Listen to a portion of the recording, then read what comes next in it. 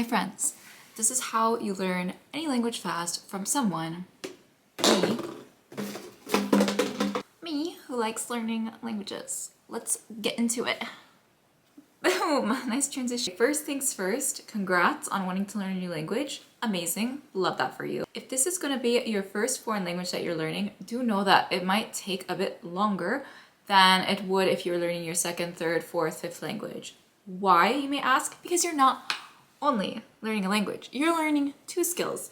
One, you're learning the language itself, and two, you're learning how to learn a language. As you're going through the language learning process, you identify different strategies and techniques that work well for you, and you figure out how to learn a language in a way that fits you best. So at the beginning of your language learning journey, this might take a bit longer just because you haven't been exposed to this way of learning in the past. And so don't worry about that, because I found personally in my experience, the more languages I learn, the faster I am at learning them. The first language took a while, but then the second was easier, and so on and so forth. This depends, obviously. For example, I'm currently learning Korean, and Korean is just completely different than any other language that I've learned in the past. So it's taking a lot longer than if I were to, say, learn Portuguese or Italian, because I already know some Spanish and French. I can learn those quickly. And that's another thing, is that once you have some of these languages under your belt, you can learn other languages pretty quickly if they're in like the same family of languages. For example, the Romance languages. I already can speak some French and Spanish, but to be honest, I kind of they're not the best right now because I don't use them. But because I already have knowledge of French and Spanish, when I hear or read something in Italian or Portuguese, I can understand a good amount of it simply because I already have experience with two other Romance languages, and they're all quite similar to one another. However, if I'm learning, Japanese, there's not that much correlation between the languages, so it might be a bit more difficult. But I could still learn Japanese faster because I already understand how I learn languages best. And so I kind of just use the processes that work for me. And I personally like to make connections in languages, and I kind of look at language learning as an equation somewhat. I'm really interested in the grammar, and I more so focus on kind of learning key grammatical aspects, because those are kind of like math equations in my head, and then I insert words to make new sentences and to make new ideas in that language. Because of this, I don't know that much vocabulary in my languages that I have currently learned thus far. So I need to do some improving myself, but that is one of the ways that I know that works best for me, because personally, I learn languages to communicate with people, to make friends, and to travel. And if I decide to move to another country and live there, I want to have a fighting chance at being able to get around, without suffering too much. Number 2, if you are learning a new language, you have to make it interesting or fun in some way. Because obviously, if something is really boring to you, you probably will not have much motivation to do it. So try to tie and correlate the language that you're learning with something that interests you. For example, try to learn topics that interest you. For example, one of the quickest ways to start interacting and using a language is by learning things that you already talk about in your native language or languages that you already speak. So for example, I personally like traveling and I like learning languages. So if I'm learning a new language, I will try to learn maybe this type of vocabulary first and the grammar aspects that I would need in order to talk to someone about traveling in different countries and stuff. And that way, I just gave myself an extra push, and I was able kind of to hop over, and now I can have conversations in this specific topic. Think about what you talk about with your friends, with your family, with your colleagues. Think about those topics. Write them down somewhere, see if there are any major themes, and learn that stuff first, because then that's probably what you already talk about most of the time. So if you learn all of that first, you'll be able to have conversations hopefully in no time, or at least quicker than if you were to start off the traditional route, which is learn the animals, learn the rooms in your house. No. I don't know what the animals are in any of the languages that I've learned, but I'm able to communicate with other human beings in those languages.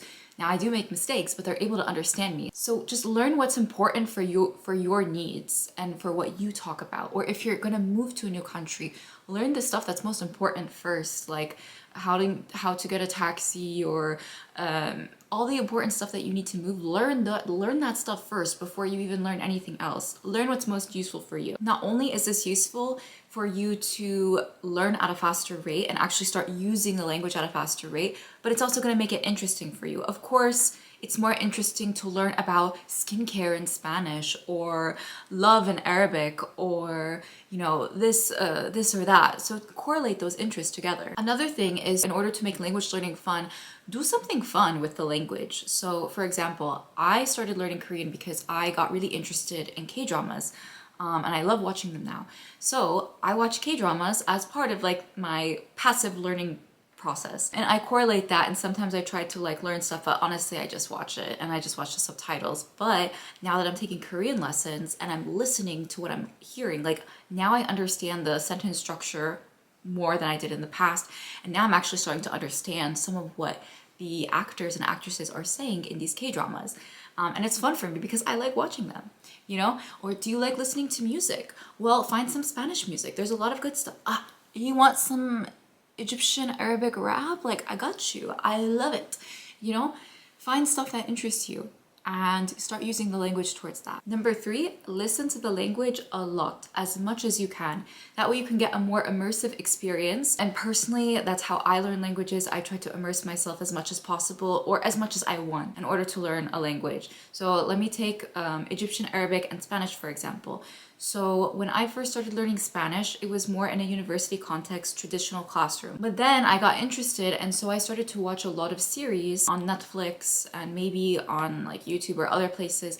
I started watching videos and series and movies in Spanish with the subtitles. And at first, of course, it was difficult, but I watched literally so many of them that eventually I didn't even need the subtitles half the time. And I got so used to and accustomed to the speed of the language, how people use the language, how people are speaking, and the flow of the language. And another thing is, when you are listening to your target language so often, you start to notice certain words and phrases that are used a lot. And then once you recognize those keywords, key phrases that are being used constantly in conversation, you can look them up, you can ask your friend, you can figure out, do some research and figure out what they mean. Because if people are using these so much in movies, in daily conversations, most likely it's going to be a word that you're going to need to use as well. So if you can learn all of those words first, then you're going to be able to speak and communicate at a faster rate. And listening a lot exposes you to this. And this is what happened with me in Arabic. So when I was in university, I had a lot of friends that were native Arabic speakers. And so we would all hang out together, and they were speaking Arabic usually like 100% of the time. And I didn't understand most of it, to be honest. But sometimes I would catch these words that they kept using all the time, like yani or bas or things like this. So I started to ask my friends, like, what does that mean? And then you can start to put things together. Listen to songs, listen to podcasts, listen to YouTube videos, listen to Netflix, listen to whatever streaming service or TV channels, radio stations you can find. Listen, there's an app called Clubhouse. I use this to improve my Arabic so much, and my other languages. You can just listen to people having conversations, and like, you can find them in a lot of languages. Just join in and just listen. And even maybe speak sometimes, because that will help too. Another thing is that I've noticed that generally, before I seriously started learning a language, I was passively listening to that language a lot, just for enjoyment or out of curiosity. So like before I learned Spanish, for example, I noticed that I was listening to a lot of Spanish music. Before taking Arabic seriously and starting to learn Arabic, I was listening to my friends speak Arabic all the time.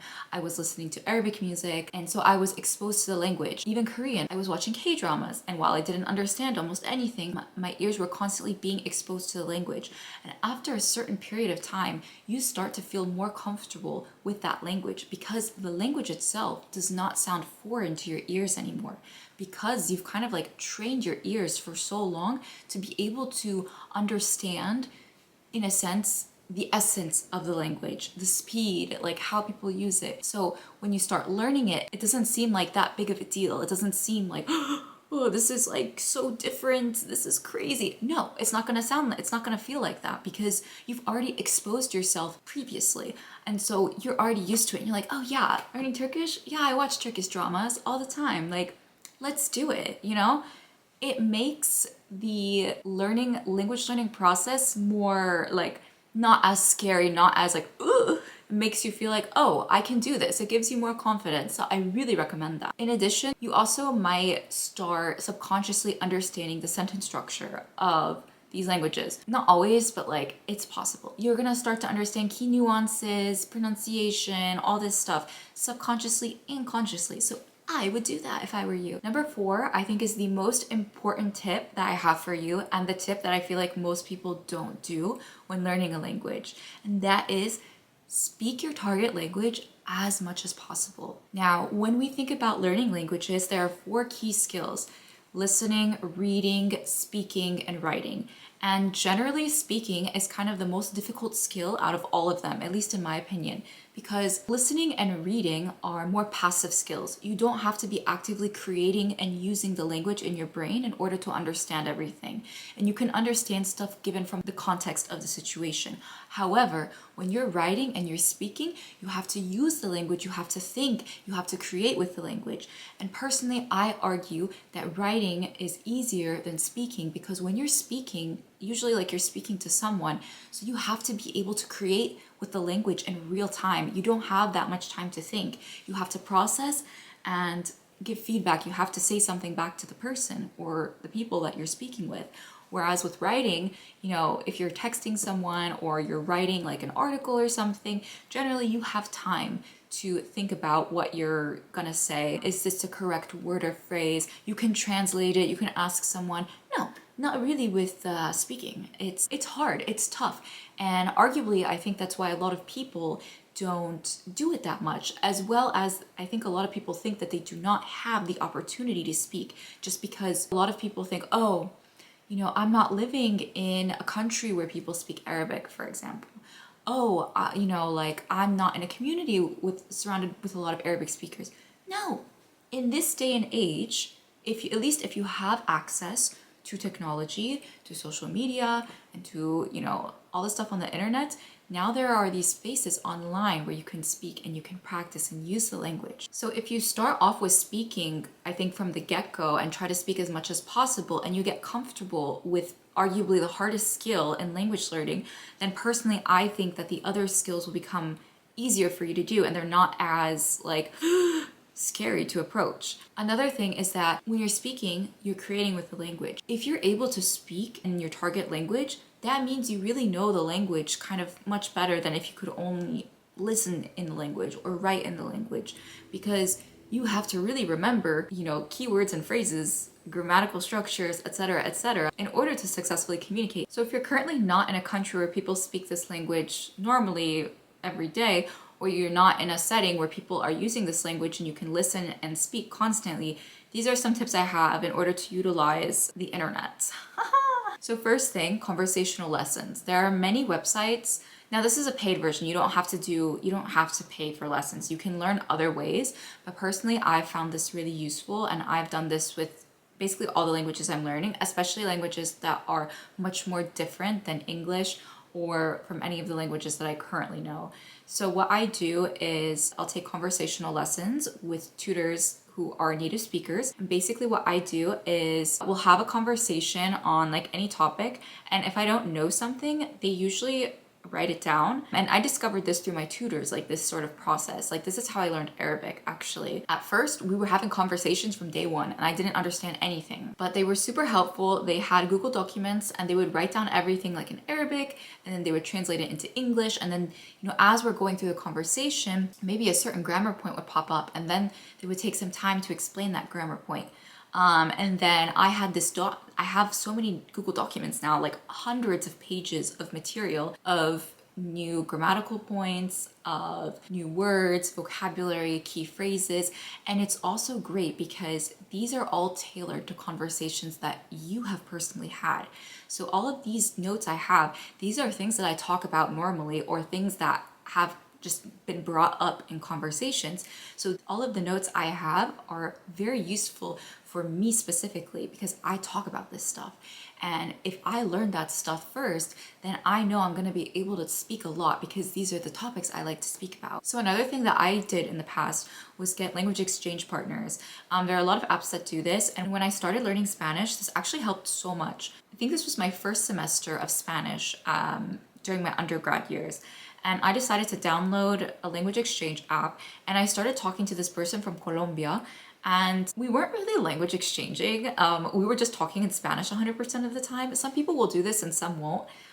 For me, of course, it was advantageous because I was trying to improve my Spanish. So at first when we were talking, I literally couldn't communicate at all. Like I really couldn't say much because I was just starting off with Spanish. So what I did was I would basically copy paste what this person was saying to me into Google Translate or any translator that you choose.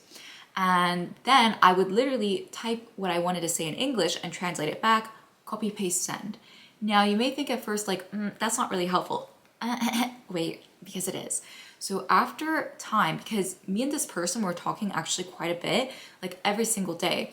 And so as time went on, I started to notice that I started to use the translator less and less because once again, when you're using the language and communicating with someone, you're able to see the common words and phrases and things that you use the most. So I started to realize really popular words that were like in almost every single message that we were sending. So then I started to remember those. And then I started to remember other words and other phrases and other grammatical points. And so as time went on, I went from needing to translate an entire sentence to maybe translating only like 1 or 2 words.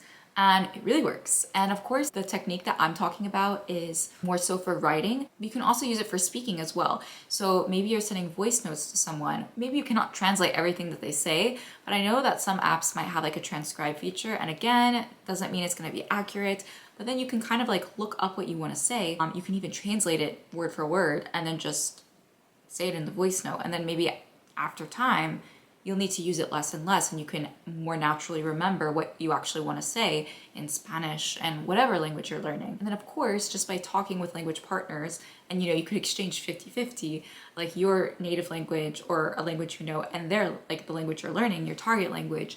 And you can have like a more traditional way, like calling on the phone. You could do that. It's a great way to learn, but of course be careful, just be careful because people are strangers and just exercise caution, and just be safe when you're talking to people online. Number 5, which is kind of a combo of some of the other points I just talked about, immerse yourself in the language as much as possible, please. Personally, I found immersion super helpful, and I think a lot of people only think about immersion in the traditional sense, meaning that you have to be in a country where the main language is your target language. No, not with the internet these days. You can immerse yourself by trying to listen to the language as much as possible. Listen to music, listen to a podcast, are you at home? You want to watch Netflix? You want to watch something? Try to watch it in your target language. There are a lot of good series and movies in other languages that are not just English or not just in your native language, whatever your native language may be. There's really good stuff out there. Watch YouTube videos in your target language and not like, how to learn how to say hello in German. No. Try to figure out who are the popular YouTubers or YouTube channels like in Germany if you're learning German, and then try to watch those videos or think about, what kind of content do I normally like watching like in my native language, and try to find YouTubers that make that same content but in your target language. And then you're going to be watching content that native speakers watch as well, and it's great because it's interesting for you. And also I think what's really nice about like watching something, if you are like able to have access to that, is you can also figure out stuff from context clues. So if people are like pointing everywhere, you can see, like the emotions on their face, and then you can kind of figure out maybe what they're saying if there's no subtitles. One last tip is something that I've already kind of touched on, but not 100%. There's something called the 80-20 rule. I don't know where it's from. Maybe it's the Pareto principle. I'm not sure. But it's a principle that basically states that 80% of what people talk about comes from only 20% of the language. The idea is that if you are able to learn the 20% that people use the most in your target language, then you'll be able to communicate with people for like 80% of the conversations that are generally held. Figure out what people talk about the most. There's a ton of lists online, like the 1,000 most common words in French, Spanish, German, Italian, whatever language you're trying to learn, maybe look those up and start to learn. But also, I would personally recommend learning keywords and phrases for topics that you generally talk about as well. So those were 6 tips on how to learn any language fast, but of course language learning takes time and there's a lot of different factors that come into play. I can make a video about that, but hopefully by applying some of these tips, you'll be able to make your language learning process go a bit faster, and I know you can do it. Don't worry. Language learning is a lifelong journey, so it's all good. Take it one step at a time, learn at whatever pace you want. These are just some tips if you want to, amp up the speed and start to communicate quicker in the language, But if you have any more tips, let us know in the comments below. We always want to learn more, and let me know what language or languages you're learning, and let me know why, because it's so interesting to see why people are learning different languages. And again, props to you for learning a foreign language. I love it so much. So I'm so happy that you decided to take this step. And just know I believe in you. You got this. You are amazing. You can do it. Thank you so much. If you like this video, don't forget to like, comment, and subscribe because I'm trying to be a YouTuber, so I gotta say that stuff, I'll be like, hi guys, like, comment, and subscribe. Don't forget to send this to your friends if you feel like it's gonna be helpful. Yeah, so thank you and see you in the next video. Bye.